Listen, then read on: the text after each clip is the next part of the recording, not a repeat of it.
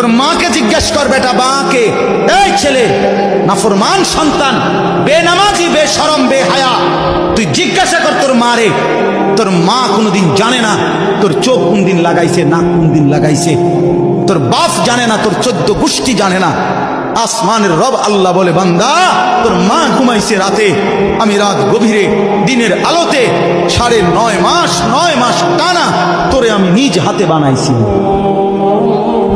আমি বানাইছি বেঈমান, আমি বানাইছি, আমি বানাইছিলাম।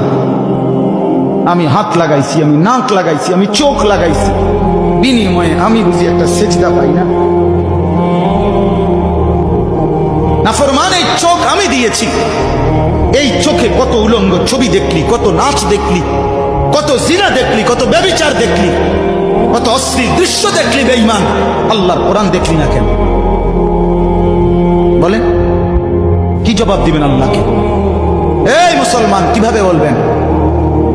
জিন্দিগি তামসা মনে করছেন? হ্যাঁ, জিন্দিগি মানে বন বিড়ি, জিন্দিগি মানে ফাঙ্গাস তেলাপিয়া, জিন্দিগি মানে ফুলকপি ফাতাকপি, জিন্দিগি মানে চা বিস্কি, জিন্দিগি মানে গপসপ, জিন্দিগি মানে নাচ গান, জিন্দিগি মানে জিনা বেবিচার, জিন্দিগি মানে অস্থির ছবি, গান, বাদ্য। এই তো জীবন? এ তো জানোয়ারের জীবন, এ তো হাইওয়ানের জীবন, এ তো কুত্তার জীবন। রাস্তার ওই কুকুরও তো বেটা খায়, ঘুমায়, পেশাব পায়খানা করে।